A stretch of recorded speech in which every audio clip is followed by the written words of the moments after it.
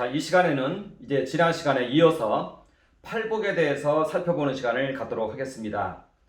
우리는 예수 그리스도의 그 새 언약을 이해할 때 하나님과 우리 사이의 이제 언약인데요. 하나님께서 우리를 향한 그 언약 조항은 우리의 아버지가 된다는 것이고, 우리가 또한 하나님께 행해야 될 언약 조항은 이제 하나님 사랑과 이웃 사랑이다. 그리고 이 하나님과 이웃 사랑을 자세하게 열거한 게 팔복이다, 이렇게 이야기를 했습니다. 말하자면 이러한 내용이 산상수훈을 통해서 새 언약으로 언약의 형태가 이렇게 나타난 것이다. 이렇게 우리는 지난 시간에 설명을 했습니다. 이 새 언약은 신의 산 언약과 하나의 평행을 이루고 있다. 이렇게 이야기를 했습니다. 그것이 바로 산상수훈이다. 이렇게 우리는 이야기를 했습니다. 그리고 이 언약이 궁극적으로 지향하는 바는 하나님 나라를 우리 안에 이루기 위해서이다. 이게 천국이다. 그래서 궁극적으로 하나님 나라를 지향하고 있다. 자, 그런데 이 모델이 신해산 언약에서 고스란히 있었는데, 신해산 언약을 보면은 이와 같이 언약이 체결되어진 이후에 성전 건립의 역사가 있더라. 그리고 그 후에 이제 여호와께서 강림하시더라. 이와 같이 예수 그리스도의 새 언약도 이렇게 언약 체결이 있고, 그 다음에 성전 건립이 있고, 여기에 성령께서 강림하시더라. 이렇게 우리는 이야기를 했던 것입니다. 그러니까 새 언약에서도 이와 같이 산상수훈이 있고, 그 다음에 성전 건립이라는 사건이 존재하는데, 이것이 바로 복음 전도이더라. 말하자면 복음 전도를 통해서 나타난 그 영혼들이 하나의 성전을 이루더라는 것입니다. 그와 같이 해서 하나님 나라가 이 지상에 탄생을 하더라. 우리는 지난 시간에 이렇게 이제 신해산 언약과 새 언약의 그 관계를 통해서 예수 그리스도의 사역에 나타난 그 진정한 의미를 살펴보았던 것입니다. 그런데 우리는 여기에서 이것을 먼저 살펴본 것이 아니라 성전 건립의 주체가 되신 그 선지자 주 예수 그리스도를 먼저 살펴보았습니다. 왜 그렇게 했냐면, 이와 같은 언약 조항은 예수 그리스도 안에서 성취가 되어지기 때문에 그렇습니다. 그래서 예수 그리스도의 십자가 공로 안에서 이 하나님 사랑, 이웃 사랑, 팔복을 조명해 볼 때 훨씬 그 이해가 우리에게 분명하게 다가오더라는 것입니다. 그렇지 않을 경우에는 이 하나님 사랑과 이웃 사랑이 표면적으로 흘러갈 때에는 이러한 여러 가지 개념 정의들이 하나의 추상에 머무는 경향이 있더라. 그래서 우리는 지난 시간에 주 예수 그리스도에 대해서 먼저 한번 살펴본 것입니다. 그러니까 우리가 예수를 우리의 주와 그리스도로 믿으면, 영접을 하면 우리 안에 예수 그리스도의 생애가 이와 같이 펼쳐지더라. 예수 그리스도의 생애는 십자가를 중심으로 한 생애인데요. 예수께서는 십자가를 지시고, 그리고 지금은 속죄의 보좌 앞에 이르러서 여전히 대제사장으로서 이 지성소에서 우리를 위해서 기도하시는 그 주님이신 것입니다. 그리고 주님께서는 또한 우리에게 성령을 보내어 주어서 우리에게 화목제를 온전히 이루시더라. 이렇게 우리는 이제 예수 그리스도의 생애를, 예수 그리스도의 그 십자가를 바라보는 것입니다. 그러니까 십자가 제사 안에 예수 그리스도의 십자가 지심과 또 부활 승천하에서 속죄의 보좌 앞에서 기도하시는 우리 주님과 또 성령 강림, 이 세 가지가 함께 있더라는 것입니다. 그러니까 우리 위에, 우리가 주님을 영접하면 우리 위에 이와 같은 세계가 펼쳐진다는 것입니다. 이것이 우리 그리스도인들이 가지고 있는 하늘의 모습이라는 것입니다. 왜냐하면 우리 그리스도인들은 이 예수 그리스도와 연합하여 있습니다. 예수 그리스도의 하나의 신부로서, 예수 그리스도의 종으로서, 예수 그리스도의 몸으로서 연합하여 있습니다. 그래서 이제는 우리의 모든 생애가 예수 그리스도의 생애에 접붙임이 된 것입니다. 그러니까 예수 그리스도의 생애를 나의 생애, 우리의 생애로 주장을 해도 괜찮다는 것입니다. 그리고 우리는 아침마다 이 기도의 시간에 이 세계를 펼쳐내는 것입니다. 십자가 사건이 계속적으로 우리의 삶 속에 진정성 있게 재현이 되고 전이가 된다는 것입니다. 이것이 그리스도인들이 가지고 있는 하늘인 것입니다. 이것이 그리스도인들 머리 위에 펼쳐져 있다는 것입니다. 그리고 우리는 이 십자가 제사의 사건을 통해서 그 안에서 하나님 사랑과 이웃 사랑의 계명을 실행한다는 것입니다. 팔복을 실행한다는 것입니다. 그렇게 했을 때 진정성 있게 그것이 우리의 삶 속에 반영되어 나타나더라는 것입니다. 말하자면 이것을 어떻게 보면 사도 바울은 복음이라고 말한 것 같아요. 그리고 여기에 있는 각종 조항들을 하나의 율법이라고 말한 것 같습니다. 그러니까 이러한 예수 그리스도의 공로로 그 율법들이 준행이 되고 또한 궁극적으로 우리의 삶으로 나타난다는 것입니다.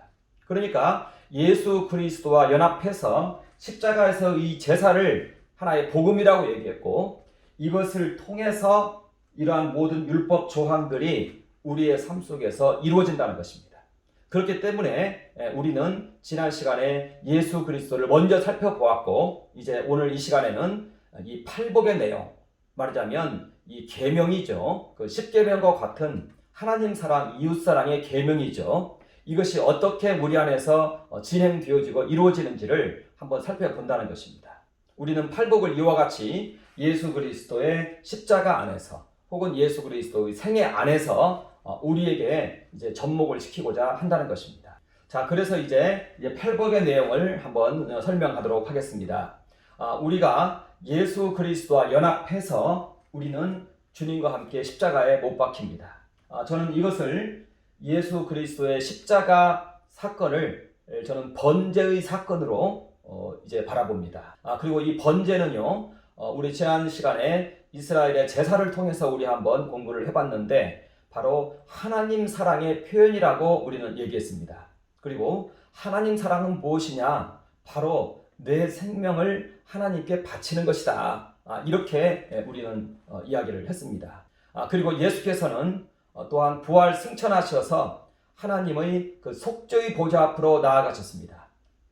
히브리서 기자는 예수께서 지성소로 나아갔다. 우리의 속죄를 위하여 지성소로 나아갔다. 이렇게 얘기를 합니다. 속죄의 보좌 앞으로 나아갔습니다. 그 속죄의 보좌 앞에서 이루어지는 행위는 우리는 지난 시간에 속죄제를 공부할 때 이웃사랑이라고 얘기를 했습니다. 바로 이웃과 이 나라를 위한 기도가 이루어지는 곳이 바로 이 속죄소이더라.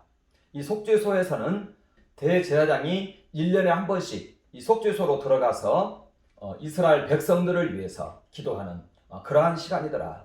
예수께서는 지금 속죄의 보좌 앞으로 나아가서 기도하고 계시는데 그 기도의 대상은 누구인가? 그건 바로 하나님의 나라이고 또 우리 그리스도인들이 속한 그 나라라는 것입니다. 그리스도인들이 속한 그들의 족속, 그들의 동족, 그들의 나라더라는 것입니다. 말하자면 부모 공경에서 여기까지 이렇게 확장이 되더라는 것입니다. 나라 사랑의 기도가 이 속죄의 보좌 앞에서 일어나더라는 것입니다. 이것이 팔복에도 이렇게 나타나 있다는 것입니다. 이것을 저는 여기에서 팔복 중에서 이렇게 의에 줄인 자, 긍휼, 마음 청결한 자, 이것을 이러한 개념을 가지고 이해를 할 수 있더라는 것입니다. 그리고 그 다음에 전개되어지는 것이 이제 화목제인데요, 성령 강림을 말하고 있습니다. 그리고 여기에서는 이제 화평케 하는 자, 그리고 의를 위해 핍박을 받는 자, 이렇게 우리는 이해할 수 있다는 것입니다. 그래서 이제 팔복 중에서 첫 번째 조항에 해당되는 이 심령이 가난한 자에 대해서 한번 간단히 살펴보도록 하겠습니다. 예수께서는 심령이 가난한 자에게 천국이 시작된다. 심령이 가난한 자는 복이 있나니 천국의 저희 것이며 해서 심령이 가난한 자에게 천국이 시작된다는 것을 말하고 있습니다. 그리고 누가복음에서는 심령이란 말은 빼고요, 가난한 자에게 천국이 시작된다 이렇게 얘기하고 있습니다. 물론 여기에 대해서 설명을 하면은 여러 가지 설명이 좀 되어지겠지만 저는 이 부분을 이삭 번제 사건을 통해서 이 심령이 가난한 자를 설명하고자 하는 것입니다. 심령이 가난한 자라는 것은 자신의 생명, 소유, 소득, 사업장, 인생을 하나님께 바친 자를 말하는 것입니다. 그래서 자기 것이 없는 것입니다. 이제 그래서 자기 자신을 온전히 하나님께 바쳤기 때문에 이 사람 자신이 하나님의 소유가 된 것입니다. 그러니까 하나님의 소유가 된 자를 말하는 것입니다. 자기 가진 모든 것의 주권을 하나님께 올려드렸기 때문에 자신은 가난한 자가 되었고, 그리고 하나님께서 이제 이 사람의 주인이 된, 그것을 심령이 가난한 자라고 이제 해석을 한다는 것입니다. 그래서 이것은 부자도 심령이 가난한 자가 될 수가 있고요. 가난한 자도 심령이 가난한 자가 될 수 있습니다. 내 모든 것을 하나님께 의탁한 자를 말하는 것입니다. 이것은 이제 이삭을 통해서 나타났는데요. 아브라함이 이삭을 번제의 제물로 하나님께 바쳤습니다. 그래서 이삭이 온전히 하나님의 소유가 되었습니다. 그리고 이스라엘의 다른 그 모든 후손들도 할례를 통해서 이 이삭에게 참여를 해서 이삭과 함께 자신의 생명을, 소유를, 소득을, 사업장을, 인생 재산을 하나님께 바쳤습니다. 그렇게 해서 이스라엘 백성들이 탄생한 것입니다. 그렇게 해서 이 천국이 시작된다는 것입니다.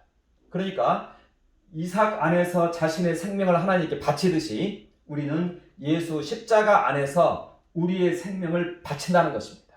소유, 소득을 다 바친다는 것입니다. 그리고 이렇게 해야만 우리 마음에 평안이 옵니다. 아니면은 우리 안에 근심이 끊이질 않습니다. 우리에게 가지고 있는 모든 근심과 걱정, 앞날에 대한 이것은 전부 소유에서 나타납니다.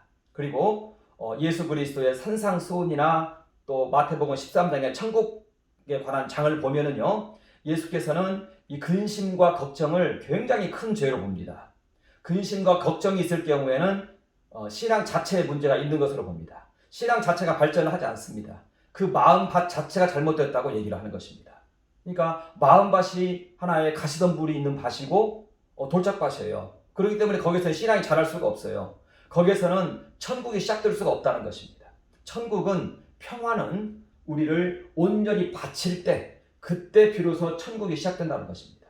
그러니까 기독교 신앙에서 말하는 염려와 근심은, 예수께서 말하는 염려와 근심은 제일 큰 죄예요.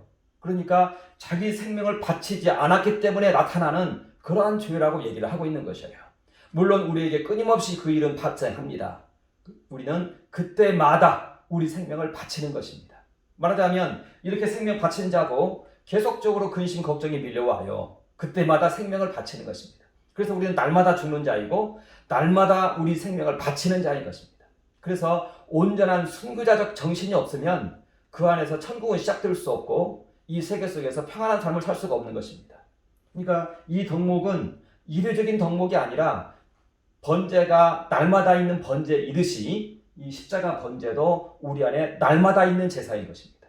날마다 사업장에 나아가서 날마다 자기 목숨 바쳐야 된다는 것입니다. 날마다 십자가가 재현된다는 것입니다. 그리고 그 힘으로 그 하루 동안 평안 가운데에서 살아간다는 것입니다. 그리고 이제 나중에 이것은 우리의 이제 습성이 됩니다. 습관이 됩니다. 그래서 어떠한 일이 우리 앞에 있다 하더라도 마음에 평강을 잃지 않습니다. 우리는 이와 같은 절차를 십자가 안에서 날마다 예수 그리스도와 함께 십자가에 참여해서 아침마다 자신의 생명을 하나님께 바쳐야 된다는 것입니다. 이것이 바로 심령이 가난한 자인 것입니다. 예수께서는 십자가 위에서 6시간 동안 십자가 위에서 기도하셨습니다. 자신의 생명을 하나님께 바치면서 기도하시는 6시간 동안의 그 모습을 우리는 바라봐야 됩니다. 그리고 이 6시간 동안에 우리는 참여해야 되는 것입니다. 예수님과 함께 6시간 동안 뙤약밭 아래에서 목숨이 이제 끊어져 가면서 하나님께 자신의 생명을 바치고 있는 것입니다. 아버지여 내 생명을 받으시옵소서 하면서 6시간 동안 기도한 것입니다. 그 기도에 우리도 참여해서 우리도 6시간 동안 기도하시는 주님께 참여해서 우리의 생명, 소유, 소득, 사업장, 인생, 재산이 하나님께 산제사의 제물로 드려질 것을 위해서 기도하는 것입니다. 그러면 성령의 불이 우리를 태우는 것입니다.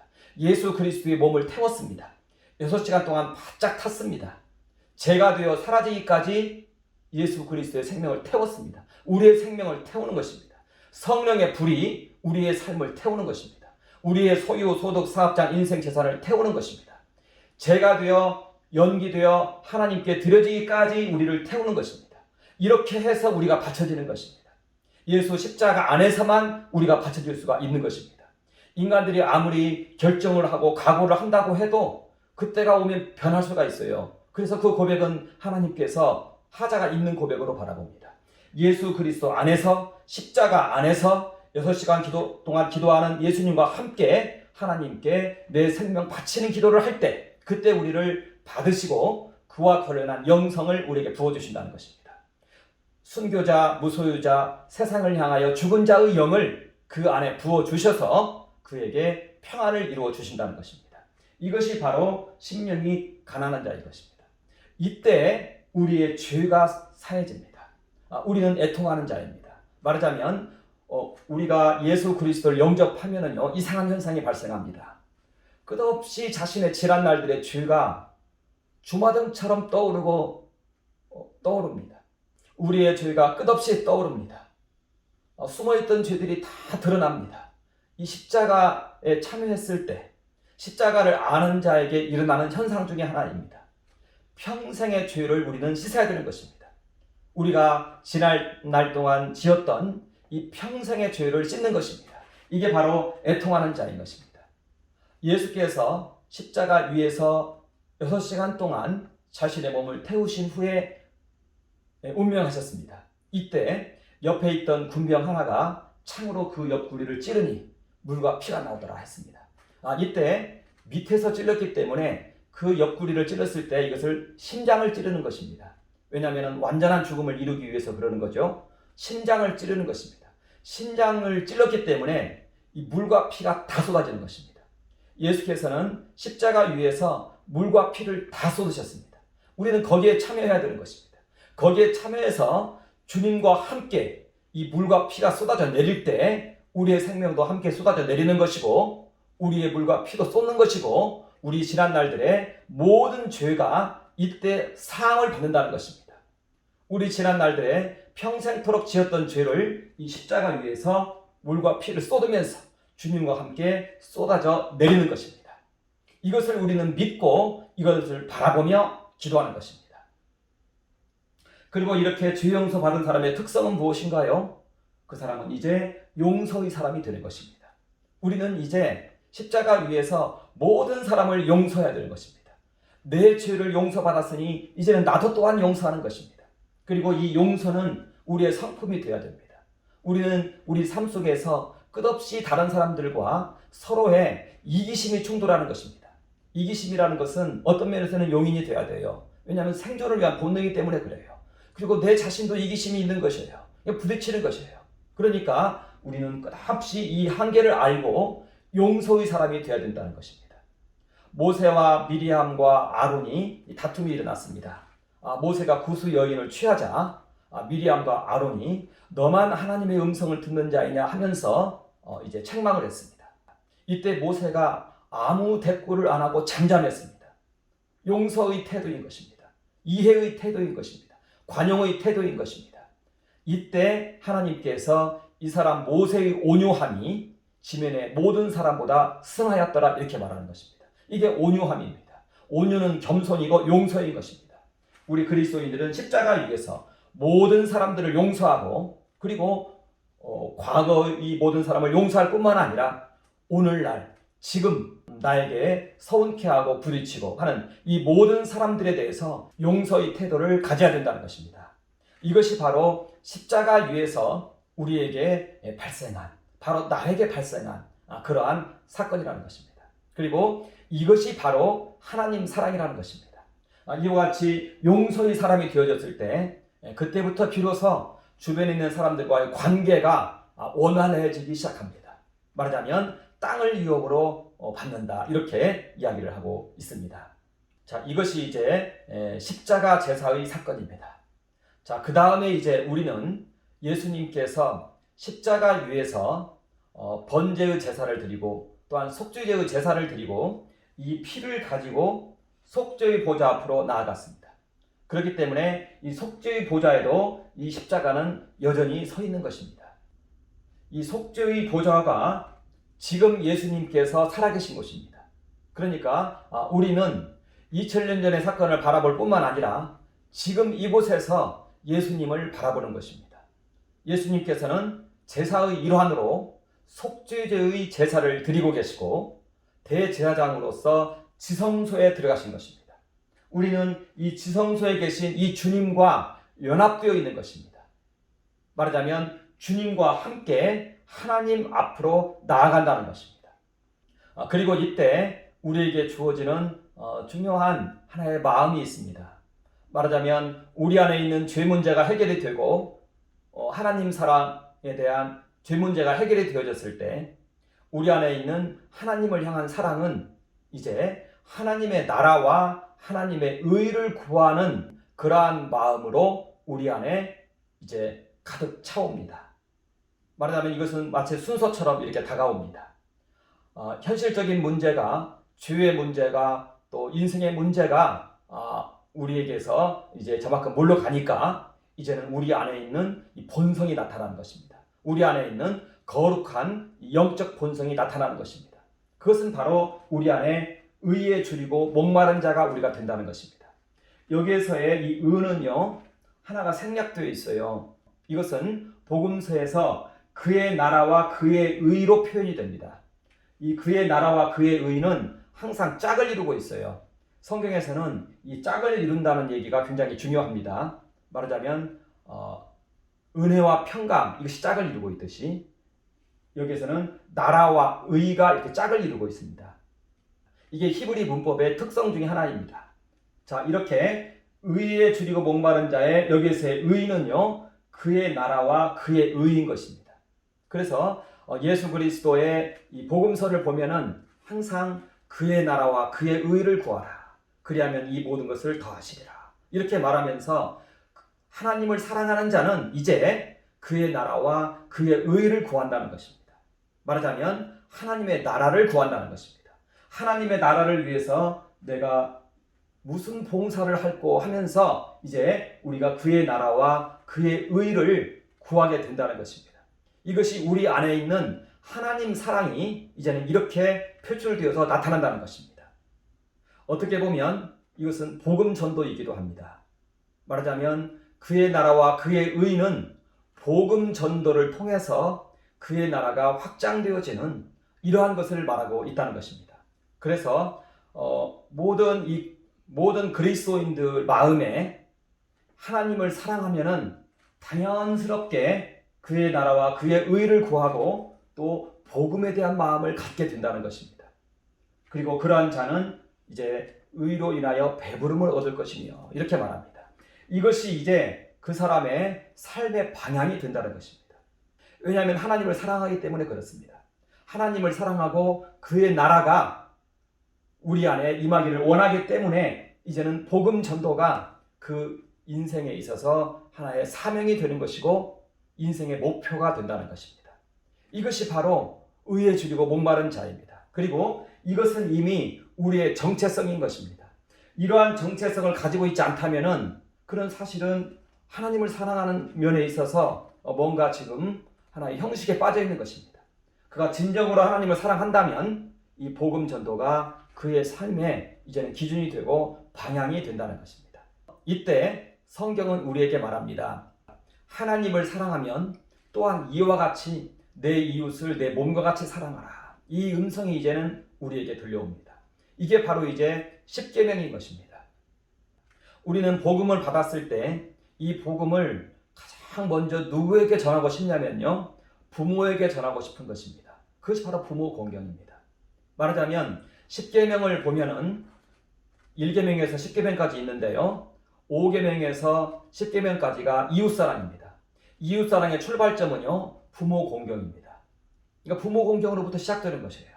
그러니까 이것은 본성이고 본능입니다. 내 부모가 복음을 듣고 천국 가기를 원하는 것입니다. 10계명 중에서 부모 공경 외에 다른 모든 계명들은 전부 부정명령으로 되어 있습니다. 모든 이 이웃사랑의 출발이 부모 공경으로부터 된다는 것을 어떤 면에서는 의미하고 있습니다. 이 부모 공경은 하나의 윤리의 출발점입니다. 그래서 바울도 부모 공경과 또 친족, 혈족을 사랑하지 아니하면 그것은 믿지 않는 자보다 더 악한 자라고 얘기하고 있습니다. 그리고 이 부모 공경은 윤리의 출발점입니다. 윤리의 출발점이라는 얘기는 무엇이냐면요, 부모 공경이 살아났다는 얘기는 이제는 동족에 대한 사랑이 살아났다는 얘기인 것입니다. 이때 비로소 이제 나라가 민족이 이때 비로소 동족이 보이고 나라가 보인다는 것입니다. 그래서 이 부모할 때요, 부모할 때요, 우리는 어머니의 나라를 모국이라고 합니다. 그리고 아버지의 나라를, 조상들의 나라를 조국이라고 하는 것입니다. 그러니까 이 부모를 사랑한다, 윤리가 살아났다, 여기에서는 바로 나라 사랑을 말하고 있다는 것입니다. 이것은 우리에게 있는 하나의 본능이라는 것입니다. 본성이라는 것입니다. 예수께서는 십계명을 폐하지 않았습니다. 부모 공경을 얘기하고 여기에 이어서 이웃사랑을 얘기합니다.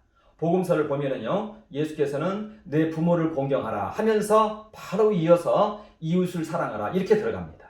그러니까 부모 공경, 이웃사랑, 그때의 그 이웃은 이제 동족이 되는 것입니다. 그러니까 십계명이 주어질 때 내 부모를 사랑하라 하면요, 바로 족장들로 이어집니다. 12족장들로 이어지고요, 그 12족장들 바로 위에는 아브라함, 이삭, 야곱이 있는 것입니다. 그러니까 이스라엘 백성들에게 내 부모를 사랑하라, 이것은요 바로 자신의 민족을 사랑하라, 이 얘기가 된다는 것입니다. 이것이 이제 우리 안에서 깨어난다는 것입니다. 그리고 이것이 바로 긍휼이라는 것입니다. 사랑이라는 것입니다.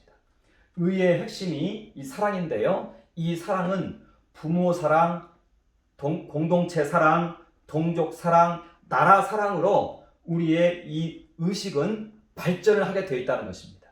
우리 정신의 특성이 그렇습니다. 우리 정신은 어떤 것을 기반으로 해서 직선으로 쭉 발전해 나갑니다. 부모를 통해서 동족과 자신이 속한 나라로 이게 발전한다는 것입니다.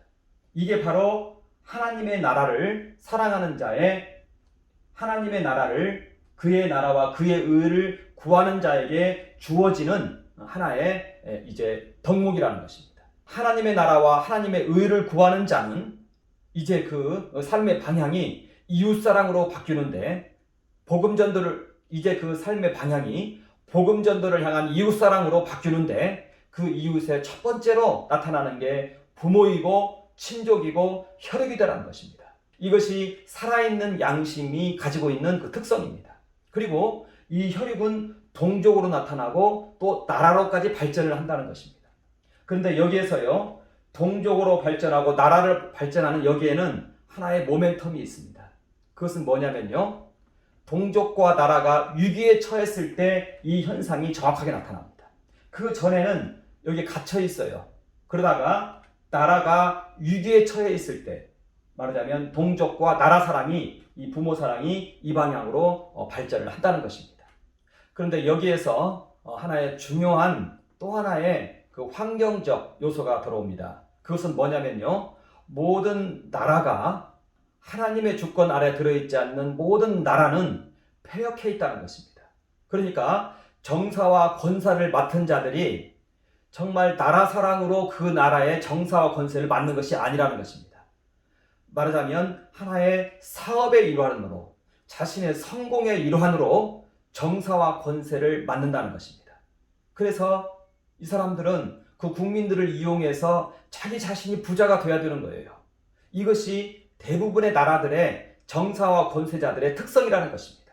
그러니까 부모 사랑과 동족 사랑은 이제 나라를 향한 이 긍휼로 나타난다는 것입니다. 왜냐하면 이 나라가 도적질을 당하고 있기 때문에 그렇습니다. 그래서 이 긍휼은 궁극적으로 부모 사랑, 동족 사랑, 나라 사랑으로 이어진다는 것입니다. 그래서 성경 속에 있는 모든 믿는 자들의 그 특성은 나라 사랑이었습니다. 구약에 있는 선지서가 전부 나라 사랑으로부터 나타난 것입니다. 나라가 위기에 빠졌을 때 이 나라를 위해서 기도하면서 나타난 책들이 그 선지서입니다. 선지서에 있는 모든 예언자들은 나라 사랑의 사람들이었습니다. 예수님도 마찬가지였습니다. 이스라엘 나라가 완전히 끝장이 나 있을 때 하나님 나라를 얘기했습니다. 그 하나님 나라가 바로 이스라엘 나라였던 것입니다. 그러나 예수님은 이 나라를 이제는 영적으로 승화시켰던 것입니다. 이스라엘과 이방 사이에 막힌 담을 허물어서 모든 나라가 다 영적 이스라엘이 되게 그렇게 승화시켰습니다. 바울의 세상을 추적을 해보면요, 바울은 자신의 동족을 위해서 목숨을 바치는 자였어요. 나라 사랑이 이와 같았습니다. 그러면서 위기에 처했을 때 어찌할 바를 몰라 하다가 예수 그리스도의 그 막힌 담을 허물었다는 얘기를 듣고 나라를 건국하는 일념으로 사실은 복음을 전했던 것입니다. 그러니까 사도 바울의 이 복음 전도도 나라 사랑의 그 베이직을 두고 있습니다. 자, 그리고 예수님의 선교태 명령을 보세요. 마태복음 28장 18절에서 20절까지 있는데요. 너희는 가서 모든 족속으로 제자를 삼으라고 하는 것입니다. 모든 민족으로 제자를 삼으라고 하는 것입니다. 민족은 무엇인가요? 어떤 사람이 주님을 영접했어요. 그 사람의 족속을 말하는 것입니다. 그 사람의 부모와 동족과 나라를 말하는 것입니다. 그러니까 모든 족속을 제자 삼으라, 그것은 이 부모 사랑부터 시작되는 이러한 개념인 것입니다. 그러니까 예수님께서도 너의 혈육을, 그리고 너의 공동체를, 그리고 내가 속한 그 나라를 제자 삼으라 이렇게 말하는 것입니다. 그 의미는 뭐가 있습니까? 윤리가 흐르고 있는 거예요. 사랑이 흐르고 있는 거예요. 긍휼이 흐르고 있는 거예요. 그러니까 나라 사랑, 그 사랑에서 복음 전도가 요청이 되고 있다는 것입니다. 이러한 관점에서 가장 반대되는 논리를 가진 게 공산주의입니다. 사회주의입니다. 거기에서의 이 과학적 사회주의가 있는데요. 이 과학적 사회주의에서는 이념을 위해서 이러한 정적인 요소, 사랑 요소를 본성적인 요소, 거룩한 본성의 요소, 이것을 전부 정죄를 합니다. 애국심을 정죄하는 게 과학적 사회주의입니다. 이념을 위해서, 평등한 사회를 위해서. 이것은 출발 자체가 잘못된 것입니다. 그래서 이 사회주의에서는 항상 동족 상잔이 일어났습니다. 그런데 기독교는 그렇지 않습니다. 항상 나라 사랑으로부터 해서 이 복음이 전파되는 것입니다. 그래서 나라 사랑이 없는 복음 전도는 그냥 추상적인 복음 전도인 것입니다. 그 사람의 하나의 열심일 뿐인 것입니다. 진정한 복음 전도는 자기의 부모 사랑, 동족 사랑, 혈육에 대한 사랑으로부터, 마음 깊은 곳에서 우러나는 그 사랑으로부터, 이 나라를 위한 애통함으로부터 해서 복음 전도로 나타난다는 것입니다. 이게 모든 선지자들이 다 그랬습니다. 모세가 그랬습니다. 모세가 시내산에 올라가서 하나님께 이스라엘 백성들의 죄를 위해서 기도를 합니다. 그게 속죄제의 전형입니다. 그게 속죄제의 하나의 그 모델입니다. 이 속죄소로 나아갔습니다. 나아가서 동족 이스라엘, 자기 백성 구원해달라고 기도하는 것입니다. 내 목숨 바칠 테니까 용서해달라고 기도하는 것입니다. 이게 속죄제인 것입니다. 이게 복음전도의 출발점인 것입니다. 이사야가 그렇습니다. 옆 나라 북이스라엘이 아수르에 의해서 멸망을 당했습니다. 이제 유다 차례입니다. 이때 이사야가 성소에 들어가서 기도를 합니다. 나라를 구해달라고 기도를 합니다. 그런데 나라에 죄가 가득해서 하나님께서 떠났음을 알게 됩니다. 이사야가 이제 기도를 합니다. 이때 하나님께서 말합니다. 나를 위해 누가 갈고, 말하자면 이 죄 문제를 지적하고 돌이키게 할 자 누가 갈고, 이렇게 말합니다. 이사야가 나를 보내소서 이렇게 말합니다. 그게 바로 복음 전도의 출발점인 것입니다. 바로 이사야가 말한 누가 나를 위해 갈고 나를 보내소서, 이것을 고스란히 따서 사도 바울은 복음 전도의 하나의 전형을 삼았던 것입니다. 그것이 바로 사도 바울의 복음 전도의 출발점인 것입니다. 사도 바울이 말하는 로마서 9장 10장에서 말하는 그 복음 전도의 사상은 이사야의 이 속죄소에서 울려나온 그 음성에서 나왔습니다. 그러니까 복음 전도 명령은요, 속죄소에서 떨어지는 명령인 것입니다. 지성소에서 들려오는 음성이 복음 전도 명령인 것입니다. 이사야가 그랬습니다. 사도 바울이 그랬습니다. 이것은 나라 사랑의 기도에서 나오는 명령인 것입니다. 속죄소에서는 나라 사랑의 기도가 이루어지는 장소입니다. 나라를 위한 장소인 것입니다. 여기서 떨어지는 명령이 바로 복음 전도 명령인 것입니다. 이 백성이 이 나라 가운데 그리스도인들의 마음 가운데에서 이 죄로 인하여서 하나님이 떠난 것입니다. 그래서 나라의 위기가 찾아온 것입니다. 이 하나님이 다시 오셔야 됩니다. 이것을 위해서, 나라를 위해서, 내 동족이 죽게 되었기 때문에, 이 나라가 망하게 되었기 때문에, 이 나라가 대적들에 의해서 탈취를 당했기 때문에, 이 나라가 나라를 가지고 사업하고 자기 배를 불리는 자들에 의해서, 공산주의 사상에 의해서 탈취를 당했기 때문에, 나라 전체가, 나라가 탈취를 당했기 때문에, 이 나라를 공산화하려는 그러한 세력 때문에, 탈취를 당했기 때문에, 위기 가운데 있기 때문에 이제 나라를 위해서 기도하는 것입니다. 우리의 운명이 달려있지 않습니까? 이때 들려오는 음성이 복음 전도라는 것입니다. 이 나라 이 백성들이 그리고 그리스도인들이 거룩해져야 하나님께서 다시 이 가운데 임하시고 나라의 구원이 임한다는 것입니다. 많은 경우에 그런 게 있습니다. 가장 늦었다고 생각할 그때가 바로 시작할 때인 것입니다. 그러니까 이것을 인식했을 때가 이게 이제 복음 전도를 시작할 때인 것입니다. 늦지 않았습니다. 시작하는 것입니다. 이것이 바로 복음 전도 명령인 것입니다. 그러니까 긍휼히 여기는 자는 긍휼히 여김을 받을 것이며, 여기서는요 이 긍휼에는 많은 메시지가 담겨 있는 것입니다. 내 부모로부터 동족으로부터 해서 나라에까지 이르는, 그리고 이 나라에 대한 기도가 이 바로 이 속죄소에서 일어나는 기도라는 것입니다. 이렇게 나라를 위해서 기도하는 자가 하나님을 보는 것입니다. 나라를 위해서 기도하는 자는 사심이 없어요. 있을 수가 없어요. 마음에 청결한 자인 것입니다. 이러한 자가 하나님을 보는 것입니다. 나라를 위한 기도는 너무 기도 대목이 크기 때문에 여기에 다른 사심이 들어올 그러한 공간이 없어요. 마음이 청결한 자인 것입니다. 그래서 모세가 이때 하나님을 보았습니다. 하나님의 등을 보았다 이렇게 말하고 있습니다. 그리고 여기에서 이제 이사야는 복음 전도의 명령을 받은 것입니다. 이것이 바로 복음 전도의 본질인 것입니다.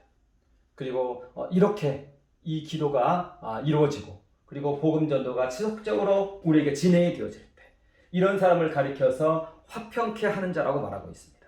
그리고 여기에 이제 성전이 지어지는 것이고 여기에 성령이 강림한다는 것입니다. 천국이 여기에 이루어진다는 것입니다. 자, 그런데 아까도 말했다시피 이 나라를 위한 기도에 있어서는요 핍박이 따라옵니다. 왜냐하면 이 나라를 가지고 사업하는 자들이 있고요. 특히 공산주의가 더더욱 그렇습니다. 공산주의로 이행하기 전에 사회주의 단계가 있다 말하는데, 이 사회주의 단계는 공산당들이 전체를 장악하는 그런 사회를 말하는 것입니다. 그래서 사회주의자들의 그 첫 번째 목표는 대기업의 국유화입니다. 정권을 잡고 대기업을 국유화시킵니다. 대기업이 잡히면 전체가 다 잡힌 겁니다. 그게 그들의 일자리가 되는 것입니다. 이것을 알고 믿는 자들은 반대합니다. 그러면 이들을 이제 핍박하는 것이죠. 고대의 세계에서 모든 믿는 자들이 핍박을 당했습니다. 정권을 위협하게 되는 것이에요. 말하자면 이 정사는 이제 자신의 배를 위해서 이 나라를 다스리고 있는데 정직한 자들이 나와서 이걸 자꾸 반대한다는 것입니다. 그래서 이제 나라로부터 핍박을 받습니다. 그래서 공회에 잡혀가게 되리라 이렇게까지 말하고 있습니다. 그러나 그때일수록 더욱 복음은 크게 일어난다 이렇게 말을 하고 있습니다. 그래서 의를 위해 핍박을 받는 자는 복이 있나니 천국이 저희 것이며 이렇게 이야기를 하고 있는 것입니다.